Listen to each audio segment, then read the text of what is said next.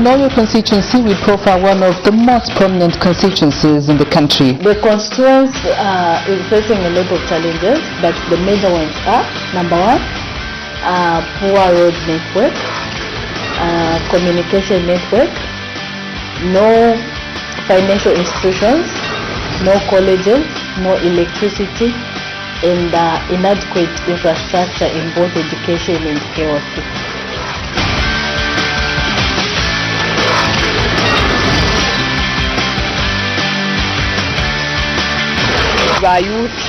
bayuthi nabo onayika mulandu n'obwalwa n'abaana mayo bonse n'abaponenamu nsunko obwalwa kyena nakibonawula ekyo ndeko nkomesha ndeko obuyantanshi kuno kwanga obutinjeko kuno mukushi is a farm block and then mukushi no turalimako efintu things sana so no misevo poor road networks ote challenge tukwete potweshingwana na ena.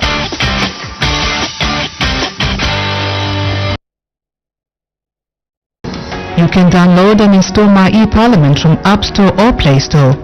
Once installed, you can raise your concerns, provide your input, opinion and feedback on various projects or decisions being made in your constituency. On My eParliament mobile application, you can listen to Parliament Radio. You will have access to parliamentary documents such as bills and acts with Parliament. You also have access to National Assembly social media platforms such as Facebook, Instagram and Twitter. You can also watch parliamentary debates live on our YouTube channel. Download My eParliament now. My eParliament, bringing Parliament closer to you.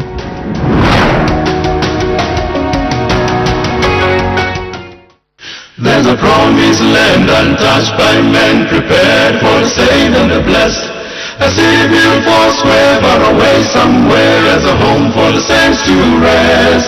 So many have tried, but they couldn't describe all the beauties on that bright shore. For it's never entered into the hearts of men what the Father has in store. I will sing about heaven for 1,000,000 years and never get a story told. Of the jasper walls and the gates of pearl and the streets made of pure gold. Even John the Revelator in the heavenly vision could never really say what he saw. I could sing about heaven for 1,000,000 years and still I could never tell it all.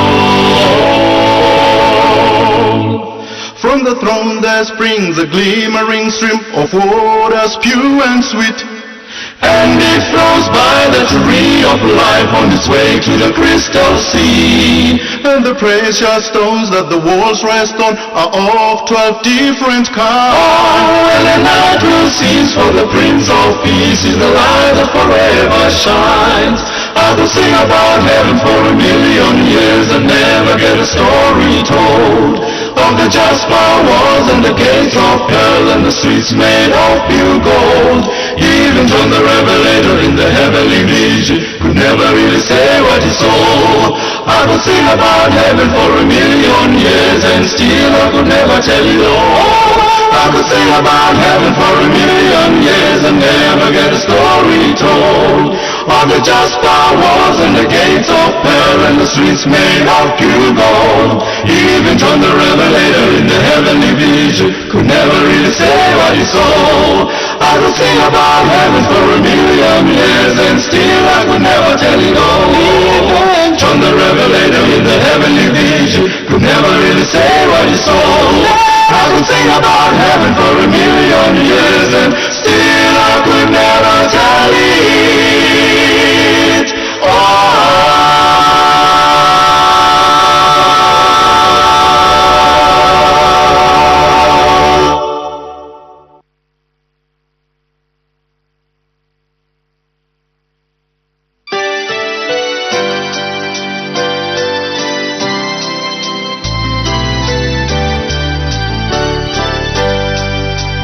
Who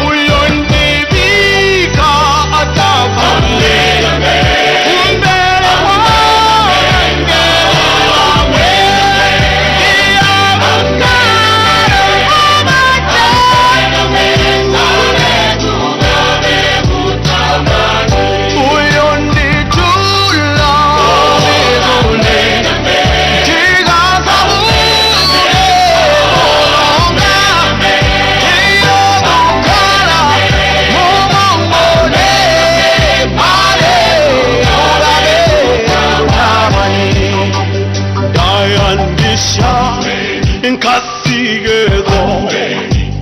Go to Lord, go live a tata. Kapugute, imisozi, ndagusika, uzayone, ndayandisha, nkababone, bayinogi, walogozayone, kapugute, imisozi, ndagusika, uzayone.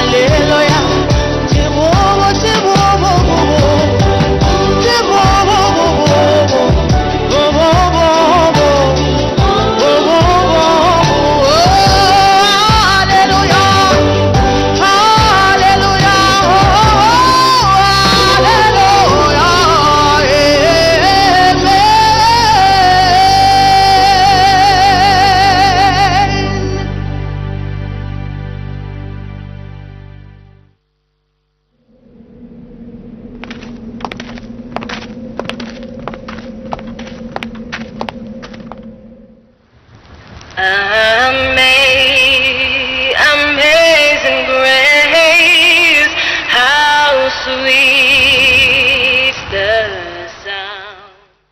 I've heard them sing, He paid the price and Jesus for it all. I've heard them sing, I'm coming home, and heed the Master's call. I've heard them sing the modern songs and songs of long ago. But amazing grace, so sweet the sound is the sweetest song I know. Amazing grace, so sweet the sound, oh how sweet that is the sound. Sweetest sound in this life could be found. Heard about the Savior's blood, washed as white as snow. But amazing grace, so sweet the sound is the sweetest song I know. It was the song my mother sang in sweet and humble voice. like music from the world above. It made my soul rejoice. Its soothing words and melodies like the rippling waters flow. But amazing grace, so sweet the sound is the sweetest song I know. Amazing grace, so sweet the sound, oh how sweet that is the sound. Sweetest sound, sweetest sound in this life could be found. Heard about the Savior's blood, washed as white with white as snow. But amazing grace, so sweet the sound is the sweetest song I know. Amazing grace, so sweet the sound, oh how sweet that is the sound. Sweetest sound, sweetest sound in this life could be found. Heard about the Savior's blood, washed as white with white as snow. But amazing grace, so sweet the sound is the sweetest song I know. But amazing grace, so sweet the sound is the sweetest song I know. But amazing grace, so sweet the sound is the sweetest song I know. But amazing grace, so sweet the sound is the sweetest song I know. The sweetest, most wonderful song I know.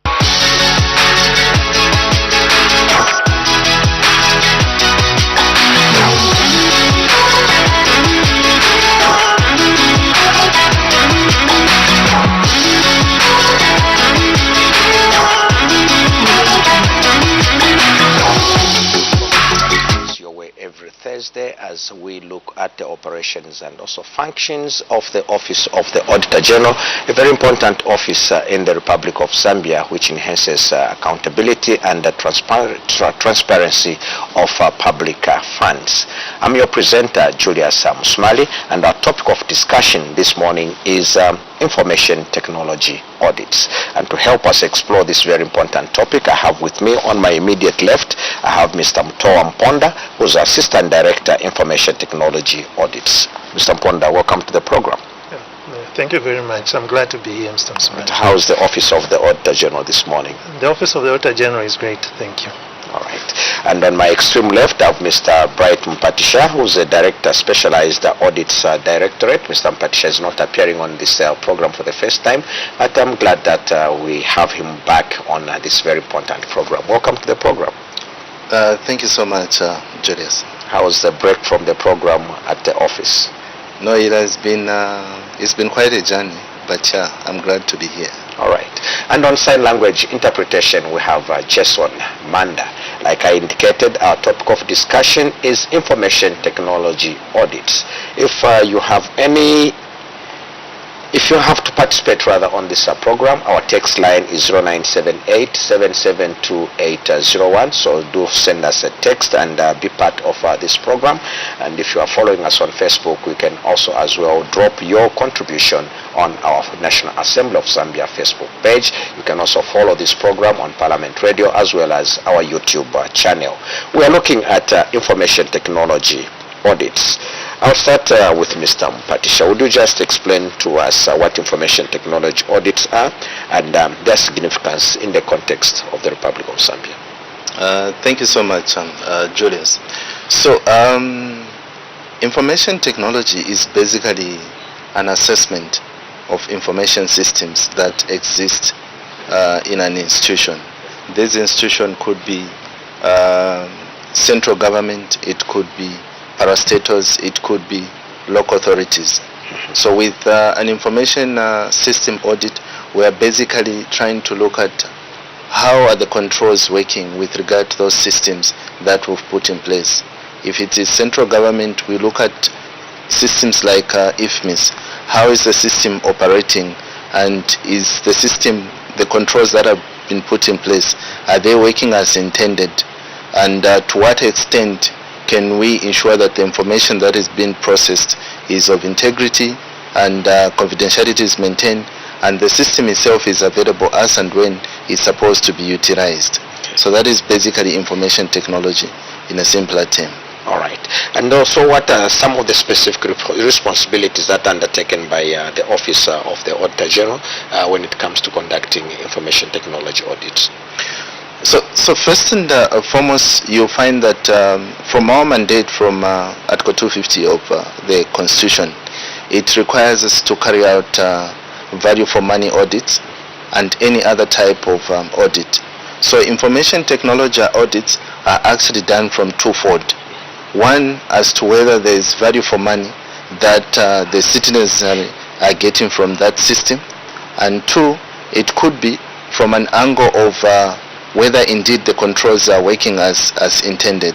So as Office of the Auditor General, looking at that responsibility to ensure that we carry out a value for money audit, we do actually have a responsibility through information systems audit to evaluate whether indeed there is value for money which the citizens are getting from those systems that have been implemented, but over and above that, just also to give assurance to the citizenry that indeed these systems are working as intended and the output that is coming from the system are as the way it's supposed to be. Okay. Do these audits address all these needs or gaps that we have had? I know that it's not, we're not too developed when it comes to our ICTs across the Republic. We have these gaps. So how do you reconcile the unconnected and the connected with regards to ICT operations? So first and foremost, Julius, that's a very good question, and I must mention that as a country we are trying our level best to just push the digitalization agenda, which Smart Zambia has been spearheading, and we have various stakeholders that are participating to see to it that as a country we are pushing forward in as far as digitalization is concerned.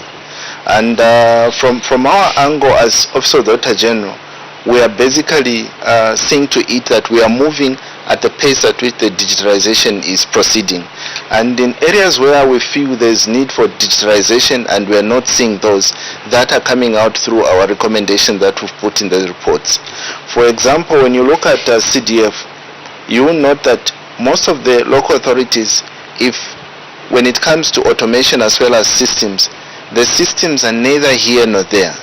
But as Office of the Auditor General, through our recommendation, that's something that we are pushing across to see to it that much as automation of these local authorities and councils may not be at a stage that we want it to be, but how do we push Ministry of Local Government, how do we push Smart Zambia and the various stakeholders involved to see to it that efficiency is enhanced through those systems, as well as just having a system in place to process this particular transaction that they're supposed to do.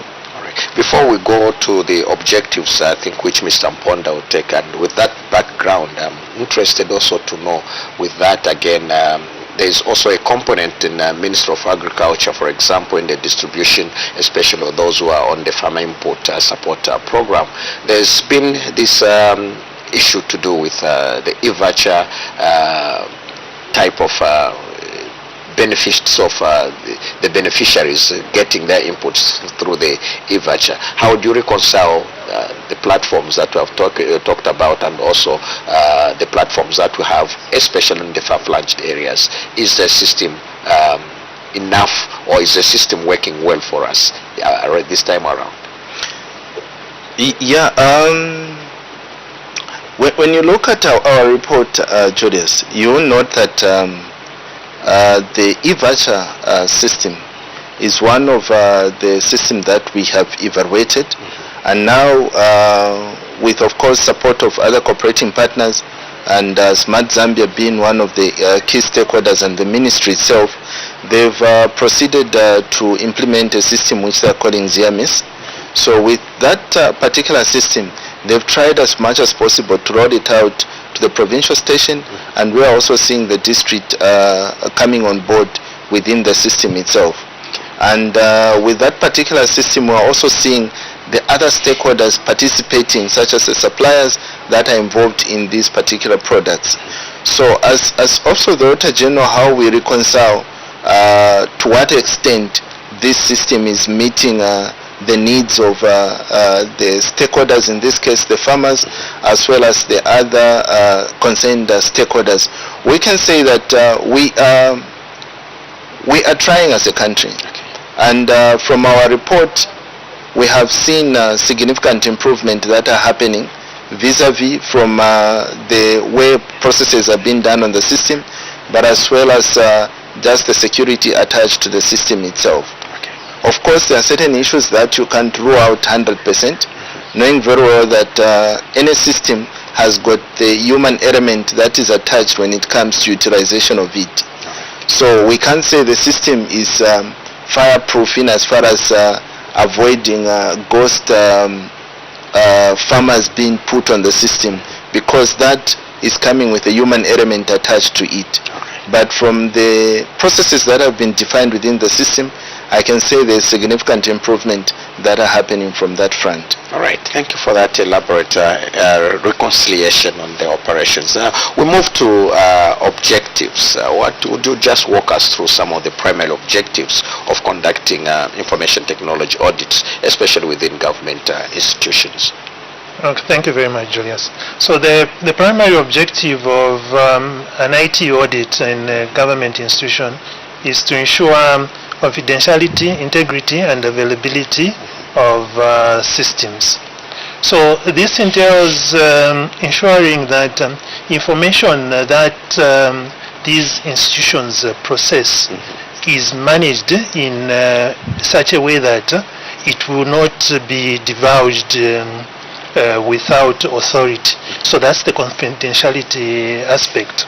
Integrity is to ensure that no one can tamper with this information, both within and outside the institution.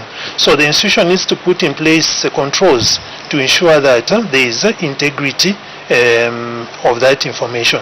So when we come in, we look at those controls and give an assurance that yes, from our assessment, the system is secure and there is integrity in the information. Availability, I think this is one aspect that a lot of stakeholders are very concerned with, because many a time we go to a government institution and we're told the system is down and there is delayed service delivery. So we ensure that the institution has put in place measures to ensure that there is availability, 24/7 availability of that system. The other objective is to ensure that there's value for money in the delivery and operation of these information systems. So those are the primary objectives of the IT audits. How then do these IT audits contribute to improving public sector accountability and governance? Okay, so the IT audits ensure that the controls that have been put in place to ensure the effective operation of these systems are operating effectively. So when controls are operating effectively, that ensures that there is accountability. We also ensure that the data handling processes within these institutions are in line with the various data protection legislation. So that ensures that there is transparency in terms of the management of these particular systems. All right, you want to chip in, Mr. Patricia? Yeah, maybe the only aspect that I can contribute in terms of how our IT audits also just contributes to the aspect of accountability. First and foremost, as a SAI, you'll find that InterSAI P12, among the principles that we have, is just to see how we can contribute to accountability, transparency of our stakeholders. And if you look at why we have an integrated financial management system, for example, you find that from Ministry of Finance perspective, they want to see to it that there's accountability in the way resources are being utilized across government ministries. And ourselves, we contribute to seeing to it that that happens through reviewing that indeed the system is working as intended. If the system is working as intended and the ministries are able to account how much has gone to them through the system, how they've utilized that, and the recommendation that we are going to issue thereon are going to help us as an office see to it that yes, we are contributing in ensuring accountability of these public resources through review of systems themselves. Okay. How do you cope with a situation where there's the ICT industry is quite a sophisticated industry, and there's always a clever middle guy who can sit in between operations and also the actual interface to try to manipulate systems, and how do you reconcile that? So you know, in the world that we are in, and if you look at our stakeholders, among our stakeholders we have universities, we have parastatals, and we have this central government. So if I look at university, for argument's sake, you find that there are students that you're training. Those particular students, in trying to also just see that whatever they've been taught in class, they can be able to apply it. Some of them will end up using it on an institution.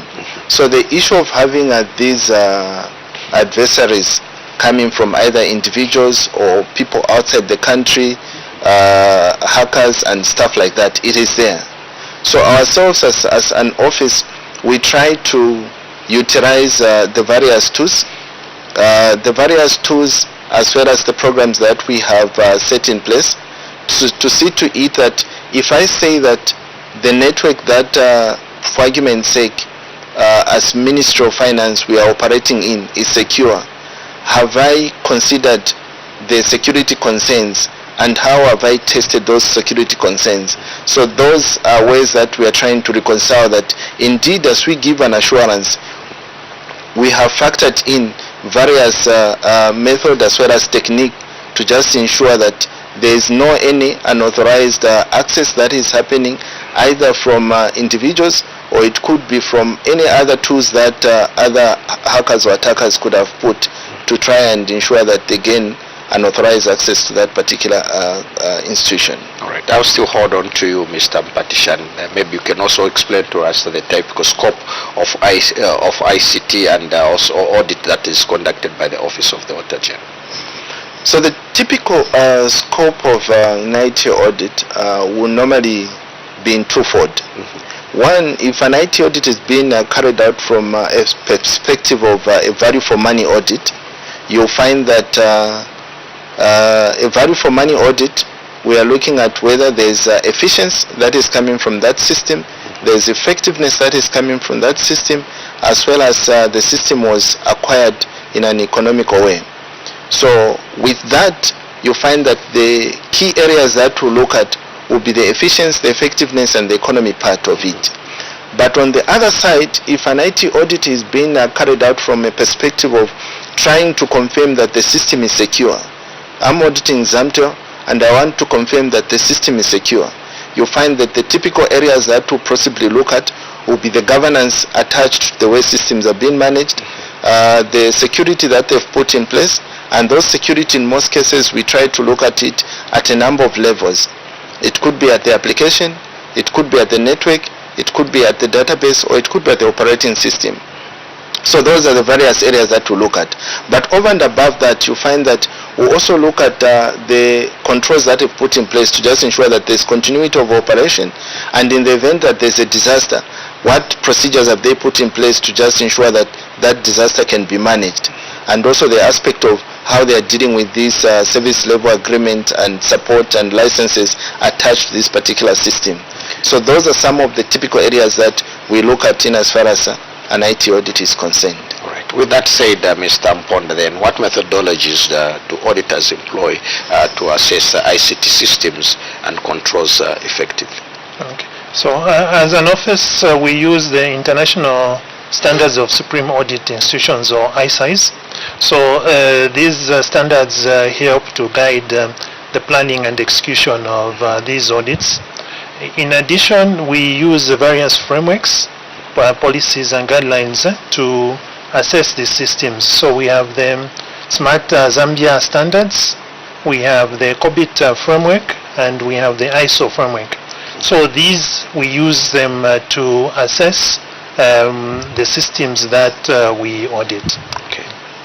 And you are watching Auditor and You program that comes your way every Thursday, and we are looking at information technology audits, helping me to just explore this very important topic is Mr. Bright Mpatisha, who's the Director Specialized Audits Directorate, who's on my extreme left. He's accompanied by Mr. Mtowa Mponda, Assistant Director Information Technology Audits. If you have any contribution to make, please do send your text to our text line 0978 772801. That is 0978 772801. And for our followers on Facebook and all our platforms, you can also drop your comments on our National Assembly social media platform that includes Facebook and YouTube. And so as we look at this very important topic, what are some of the key findings from recent information technology audits in Zambia, and how do they impact government policy and also practices? You may also give us some examples. Thank you so much, Julius. Some of the key issues that we have raised, I'll just talk to our recent published report that is available to the public as well, in case there's any other issues that they may want to pick up from them. One issue that I can point out to in as far as information system technology is concerned, and the findings that we have issued, is an aspect of firstly governance surrounding these ICC systems that we do have in place. And also one project that we've tried to see to it that we can do better as a country is the Safe City project. So you note that within our report we have a Safe City project, and it's a project that I think most of us have seen the output of that project through these cameras that we have seen being mounted across the country. And one issue that we have put out within the public in our report is the aspect surrounding how are we dealing with the aspect of confidentiality of the information that is being captured. And as a country, have we done our background work in terms of the regulation underlining the various policies that we do have in place, among them being the Data Protection Act and all these various pieces of registration that we've brought in place from an ICT space as a country. And then the other issue that you note within our report, which is coming from review of systems, are payroll-related matters. We have quite a number of payroll-related matters that have been reflected in our report. And of course, from the last payroll report that we had done and this payroll report that we have done, we have seen there could be a number of issues that are still repeating. That in itself, not to say that the system is not working as intended. Areas that where the system is weak, we have tried to raise those particular issues. But one issue that we have seen contributing to the weaknesses coupled with a system being brought out within our report is the aspect of human element in the utilization of these systems. So those are some of the key observations that I can point out to, which are sitting within our main report. Of course, there are a number of other issues that we are expecting to see in our parastatal report, but yeah, those are some of the key issues that we have brought out from our main report. Okay, I will draw to the reference you've made to the Safe Seat project, and not long ago, I think we saw the integration on the Safe City with regards to do also road safety, and now we are having this challenge of power supply across the nation, and this affects also major highways and also our roads where this project is operating from, and making reference to the value for money audits, and then you find that there is no power, and so these gaps. So how does your office reconcile with the value for money, and yet we have these projects that also being implemented when it comes to ICT audits? How do you reconcile the reports that you take, or when you are doing research and development, of course, looking at some of these operations, those gaps that are left because of some of the challenges? Are we getting value for money out of that integration with regards road safety? The cameras are off because there's no power. So are we getting the value for money in that respect? That's a very good question, Julius. And in answering that, I may say that, you know, when it comes to each audit that we carry out, more especially in trying to establish whether we are getting value for money for that particular project, we look at it hand in hand with what is the objective and the various stakeholders that are involved in that particular project, and ultimately how are the citizens benefiting from that project. So when you look at a project like Safe City, of course the primary purpose for installing such a project is, one, there's an aspect of security that is attached to those particular project in itself.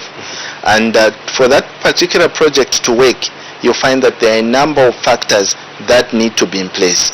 And those factors are also affected by a number of stakeholders attached to them. So as an office, when we ultimately look at the Safe City project, whether we are getting value for money, you find that yes, we'll say we are getting value for money in the sense that the intended purpose of those speed cameras being security is being achieved. But for it to materialize, you'll find that there's an aspect of the other stakeholders involved that should contribute to it, among them being the issue attached to power. And one of the areas that we look at from an IT audit is the issue of redundancy or alternative power that have been put in place. So you'll find that if the project has been implemented with the whole essence that it's going to depend on one form of power source, then that will become a point of failure, and you won't get value for money if you proceed like that. But with the way these projects have been implemented, you find there are some stations where there's an alternative source that has been put in place. There are areas where alternative source has not been put in place. And also the project itself, you find that there are some provinces where it has not been implemented, while there are provinces which it has been implemented, that are also stemming with their roadmap. But ultimately, from the areas where they've implemented and the mechanism that they've put in place to ensure to it that alternative power is being looked at, we can see that there's value that is arising from there.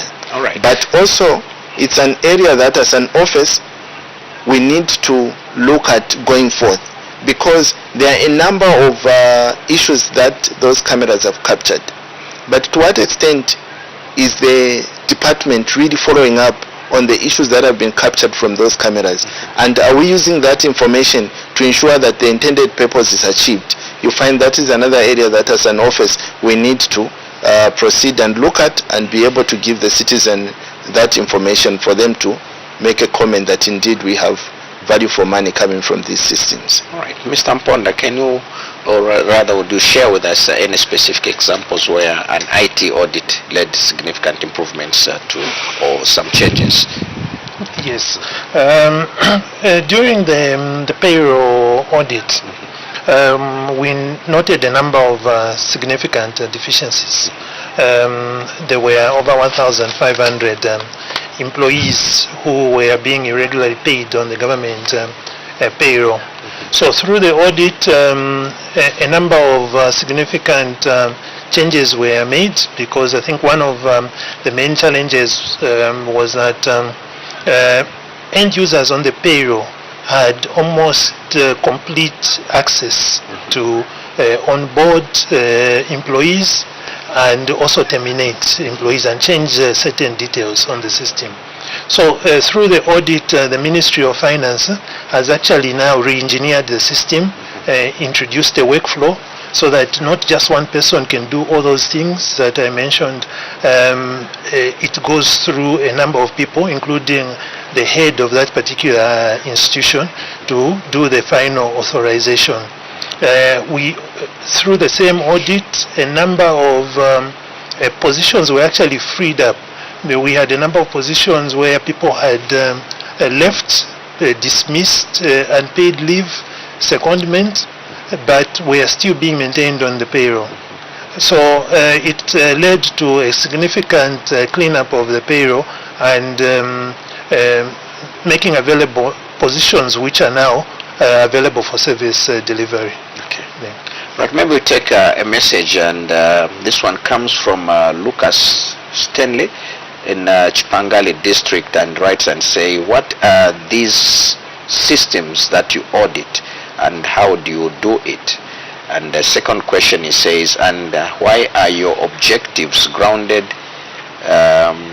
on confidentiality, and explain your auditing, leaving us with no questions. That is Lucas. I don't know if you understand the scope, which Lucas wants you to just explain to us. So what are these systems that you audit and how you do it, which you have, I think, hinted, you summarize that, and why are your objectives grounded on confidentiality, which Mr. Mponda did explain when he was looking at the primary objectives, and also explain your auditing, leaving us with no questions. So Mr. Lucas wants everything explained. Okay. Thank you so much, Lucas, for that really wonderful question. So like I mentioned, what are these information systems audit? I'll give an example from Chipangali itself. So you find that Chipangali, we have a council that is sitting in there. So when we look at information technology from the council itself, it will be what system have the council put in place to ensure that the money that they've received, the grant that they've received, is actually being utilized in a way that it's supposed to be utilized. By being utilized in a way that's supposed to be utilized, do we have a system that we have automated in such a way that all the revenues that are coming in, they are actually collected from the system and the receipt is generated and issued to the client through the system itself? And all the issues that we are paying, be it salaries, be it various projects that we are paying through CDF, do we have a system in place that is seeing to it that indeed the money that has come and the money that is being used, we can comfortably go to a system and be able to process all these things? In the absence of that, which is mostly happening in most of these councils, you find things are being done manually. The money that is being received, be it through levy, be it through these various avenues from the local authorities, all that money you find is manually received. And even when they get a grant, that grant will come, and when it comes to spending it, they'll actually be spending it outside the system. So that is basically what information technology audit is. And then in terms of the objective, like Mr. Mponda has brought out, it's not just confidentiality that we try to see to it, but we also try to look at the aspect of integrity. Meaning, is there anyone who has made changes that shouldn't happen? In the process, if we look at it from Chipangali, they are collecting revenue. That money which is being collected, has anyone changed the amount that they receipted and the amount that they are posting in the system? So we are trying to look at the integrity aspect. If we have a system in place, you'll find that the issue of alteration of those amounts won't be there, because you are collecting direct from the system. Then how do we ensure that indeed it leaves no doubt? Of course, leaving no doubt meaning that from our office we have brought out the concerns attached to these systems, and we've brought them out in a simpler and simplified way, and you are able to see to it and hold the various councils accountable that for lack of a system, this is what is happening, and how do we see to it that we avoid this through implementing over these particular systems that we do have in place. All right. I do hope that is fully addressed. I can't get where Mr. David from Mfue now wrote quite a while ago and simply says, please, I want them to repeat what they were saying before that. I'm David Piri. I can't put my mind to the time that this text was sent, which is about, I think, 6 minutes ago. I'm sure we are looking at the time that this was a time that Mr. Mpatisha were just explaining on the typical scope of an ICT audit conducted, and I suppose Mr. David Piri wanted you to repeat or just make a comment on the scope of the typical ICT audit conducted by the Office of the Auditor General. So thanks David for that question. In terms of a typical scope of an IT audit, we said we normally look at it from twofold. The first fold, if IT audit is being looked at as a value for money audit, we are evaluating whether a system is indeed achieving value for money. So the areas that we look at will be areas attached to the economy, that is whether the system was acquired in an economical way. Then the issue of effectiveness, whether the system is indeed delivering the intended objective, and also the efficiency aspect, whether indeed we are managing to ensure that the cases that are supposed to be processed from that system are processed within that reasonable time frame. But also we look at IT audit from a security point of it. From a security point of it, we are trying to look at, I gave an example of Zamtel. If we look at Mfue or any of those councils, we can look at the system surrounding in that locality. So the typical areas that we look at are the governance surrounding that system, the security attached to that system. And I said for the security we normally break it down in a number of components. be it on the application, meaning what the people are able to see, be it on the network, how the connectivity is being done, the database, how the information is being stored, as well as the operating system.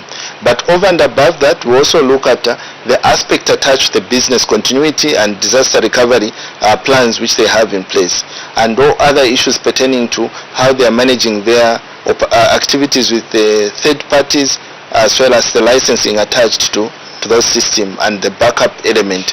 Those are some of the areas that we typically look at from an IT audit perspective. All right. We are discussing information technology audits. This is on the auditor and you program, and our text line is 0978-772801. That is 0978-772801. Just try as much as possible to stick within the parameter of our discussion today. We will look at challenges, Mr. Mponda. What are some of the common challenges faced during ICT audits? Okay, so some of the challenges that we face is lack of adequate tools. As you are aware, information technology audits are specialized audits. So we interrogate very specialized systems, and we need certain tools to be able to interrogate these systems. The other challenge is information technology is constantly evolving. So we have new technologies coming on almost every other time, and these public institutions are actually adopting these new technologies. But as IT auditors, we are lagging behind in terms of the training, because it needs constant training to be able to understand these new technologies that have been deployed by these public sector institutions, and to be able to effectively interrogate and audit these systems. So those are the main challenges that we face. Okay, and then Mr. How then do you say the Office of the Auditor General will addresses some of these challenges to make sure that at any given time there is effective audits being undertaken with those challenges, lack of tools, but you have to undertake the works? How does the Office of the Auditor General address these challenges? So there are a couple of measures that we've put in place as an office. Of course, the issue of resources is something that we constantly are knocking on the doors of various stakeholders, be it Ministry of Finance, or it could be other donors that would come through to the office to try and see how they can assist auditors to be equipped to be able to carry out audit of this specialized nature. I can give an example. If you are going to audit a system, say at Zamtel or Zicta, and be able to give that assurance that indeed the system are working as intended, you need to have more or less the same capacity as the people that are managing those systems, or even above that. So as an office, we have pushed through our various avenues to just engage the donors on how best they can come on board. But over and above that, we are also participating in these communities. We have a community at the African level, which we call AfroSci, which is it's an organization of Supreme Audit Institution for English speaking. But also at InterSci level, you find our office also participate. Those are avenues that you get to exchange your various issues, and how best you find a SI that has gone far ahead of you. You may have those exchange programs so that you are also equipped, or they also just try to share knowledge for your officers to get up to date with those issues that are happening. But also within the office, there are various training avenues that we've also put up to see to it that first and foremost we have all our auditors that are certified to be able to look at these systems, and also we keep our auditors with various other training, be it on the methodology side of it. We see to it that we've equipped them with what we can within what we can manage for them to proceed and have that knowledge to be able to adequately review those systems. All right. On this platform, you've also explained to us the types of audit and also bodies and institutions that you audit that include parastatal and statutory bodies. And I also want you now to reconcile with what role you play as a body with regards to public outcry and with regards again to how you audit parastatal bodies and statutory bodies with regards to their performance and also the systems that you explained to us, whether they are effective. There's been this public outcry of mobile fraud that always, I'm sure you might be a victim on a daily basis where you receive these unsolicited messages of some help, the magic monies. Unfortunately, like someone has said, someone responded and said, if you make magic money, do you make electricity, which they don't respond to anyway. But now, if you are auditing an institution, for example, like ZICTA, I know that they are not here to speak on their behalf, but this is an institution that is that manages the ICT systems, and then some of these pass through. This passing through mobile service operators. ZICTA is a regulatory body, and then people are daily being scammed here and there. And so, how do you reconcile when you are doing ICT audits and this thing is like not going away anytime soon? So, what recommendations? How do you reconcile your ICT audits when it comes to such vices? Thank you so much, Julius. That's a very good question. When you look at the parastatal institution, ZICTA being one example, Zambia being another example, you have road transport and safety agents being also one of those parastatals where the stakeholders are concerned. First and foremost, I must mention that when it comes to planning this particular audit, one of the parameters that we look at as an office are the stakeholder concerns. So stakeholder concern will always be factored as a parameter in planning this assignment. And institutions like ZICTA, Zambia, that service the citizenry are institutions that we audit. And if we pick up one example, be it from ZICTA or Zambia. If it's Zambia, you find that we could have complained the stakeholders crying that there's airtime that is being deducted, probably for data, but I'm not receiving any service. And you find that those complaints, if they get registered, they will be channeled to Zambia, but of course ZICTA will receive those particular issues. And as an office, you'll find that the role that we play to see to it that the citizen get the value that is needed from this institution is also to raise up the issue. If the issue has gone to Zambia, or from Zambia it has gone to ZICTA, we follow up through our reports to say how far has this particular issue gone, and this is the revenue loss that of course government did not, but the citizen out there have lost through these inefficiencies that are coming from the system. And same applies from ZICTA. You find there could be a number of cases that are reported from the various citizens regarding the issue of cyberbullying. It could be the issue of mobile fraud that could have happened. So all those particular cases that are done, you find that ZICTA has a service charter in terms of how long it should take to ensure that those cases are actually rectified. So as an office, much as we can't get in to resolve the issue, but to hold ZICTA accountable from its service charter and what it has put in place to ensure that according to its mandate, how is it addressing that concern that has come from the citizen. And through our report, we'll be able to escalate the issue up to Parliament at times to see to it that all the stakeholders involved in delivering service to stakeholders are actually held accountable. Okay. Thank you for that explanation. Mr. Mponda, earlier when you were giving us challenges, you did mention that of course ICT is rapidly growing. Every time there's advancement and there's new innovation always that is coming on board. What then do you see as a future of ICT audits in Zambia, especially with the rapid advancement of technology?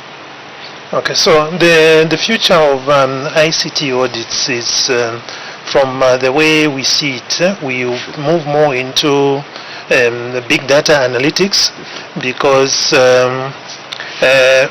with cloud computing, information now is being consolidated.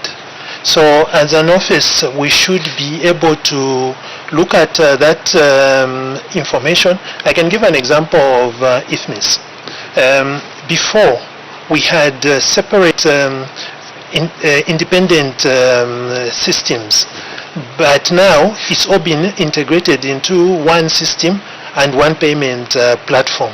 So to be able to analyze that information, we need to be able to deploy approaches like big data analytics, where we are able to analyze that information in its totality and be able to identify any peculiar trends in that information. Okay. Yeah. Then maybe if I let you go, maybe would just comment